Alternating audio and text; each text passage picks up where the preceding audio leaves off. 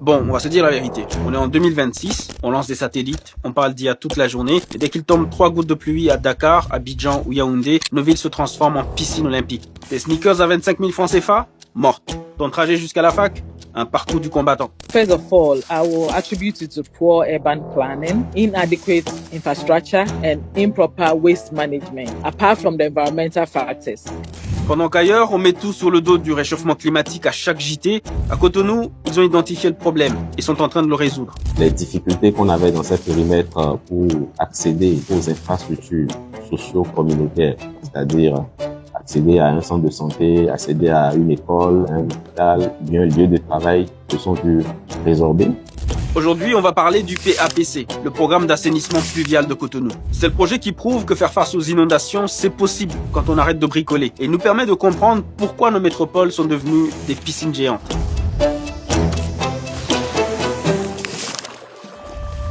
Le PAPC nous montre que les inondations en Afrique, ce n'est pas une fatalité climatique, c'est surtout un choix politique. Et le Bénin le démontre avec un seul chiffre, 264 milliards de francs CFA, un investissement pour 0 inondation à Cotonou. En seulement 3 ans, ce programme a permis la construction de 146 km de conduits. Pour te donner une idée, c'est quasiment 50% de tout ce qui a été réalisé au Bénin entre 1960 et aujourd'hui. En 3 ans, ils ont fait la moitié de ce qui a été fait en 66 ans.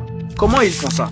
Ils ne creusent pas juste des trous, ils réhabilitent des bassins de rétention gigantesques. Un seul de ces bassins peut stocker jusqu'à 1,5 million de mètres cubes d'eau. C'est l'équivalent de 600 piscines olympiques qui récupèrent la pluie au lieu qu'elle finisse dans ton salon. Et lorsqu'il y a inondation, les eaux pluviales convergent vers ces ouvrages primaires-là, pas les latérales des rues. Ces rues-là drainent les eaux pluviales des quartiers vers le bassin et le bassin, en retour, facilite l'écoulement des eaux vers l'exutoire. Le Bénin a compris un truc. Face à la nature, ce ne sont pas les lamentations qui fonctionnent, mais l'ingénierie et la volonté. Il faut savoir qu'en 2024, les inondations ont touché 4 millions de personnes rien qu'en Afrique de l'Ouest et centrale. Je ne sais pas si tu t'en rends compte.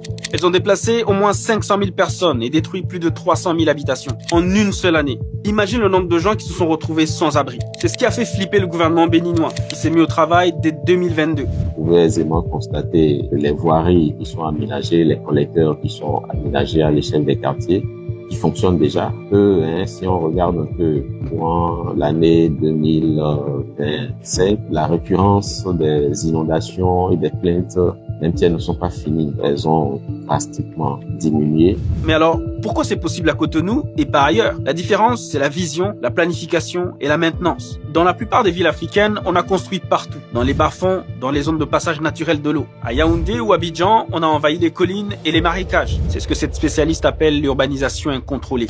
There's a high rate of construction. So initially where we could have even grass and earth to absorb, now we have concrete. Almost every place is concretized. So the runoff, there's no seepage into the soil.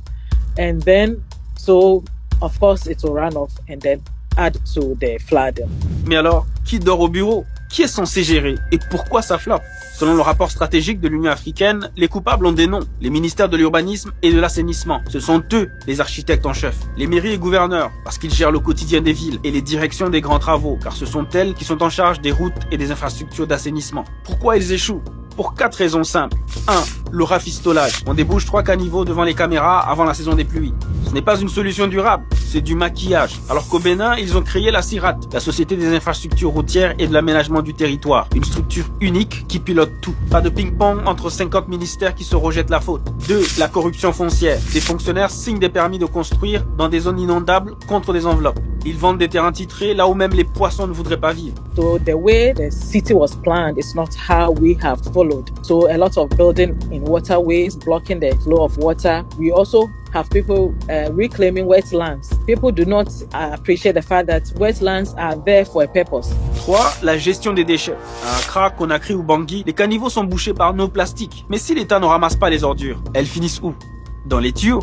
L'inondation, c'est juste le retour à l'envoyeur de nos propres déchets. And even where we have good drainage, there's no maintenance. For example, in Ghana, we did a storm drainage, which was to drain most of the water coming from upstream to the sea. But due to poor maintenance, it is not desilted often. So it's already silted by the time it is raining. Et enfin, 4. Le manque de crédit. Le Bénin a convaincu 6 bailleurs de fonds internationaux, dont la Banque africaine de développement et la Banque mondiale.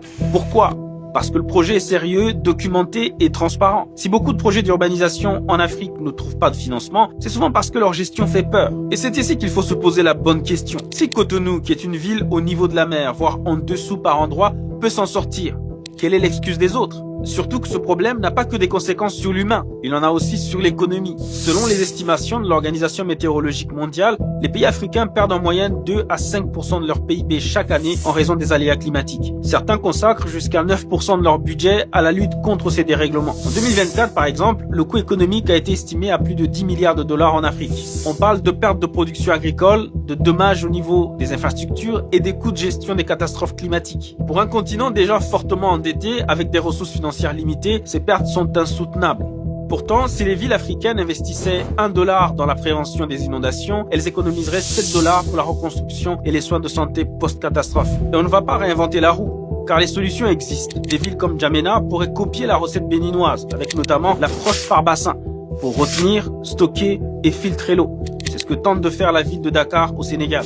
L'aménagement connexe. À Cotonou, ils ne font pas que des tuyaux. Ils créent des parcs pour que l'eau s'infiltre dans le sol. Installent des poubelles pour qu'on évite de jeter des déchets qui vont bloquer les conduits et pavent les rues autour. Pourquoi? Parce qu'une rue bitumée ou pavée avec des drains, c'est aussi une ville qui reste propre. You'll be surprised in Ghana. You find people throw rubbish right into drainage when it is raining. The moment they see the fast moving water, they think this is going somewhere. Let me just pour my refuse. A whole refuse they will pour into it. And then at the end of the day, they don't consider the fact that it's going to block somewhere. Enfin, le suivi du chantier, des descentes sur terrain régulières, des délais contractuels respectés. C'est ça qui fait le succès du PAPC béninois. L'exemple de Cotonou est là pour redonner de l'espoir, mais surtout pour apporter des arguments. Les inondations en 2026, c'est une faute de gestion, pas une punition divine. L'argent est là, la technologie existe. Ce qu'il manque, c'est la fin du bricolage et une vraie vision. La prochaine fois qu'un politique vient te voir pour son meeting, ne lui demande pas un t-shirt ou 2000 francs CFA. Demande-lui où est le plan d'assainissement de mon quartier.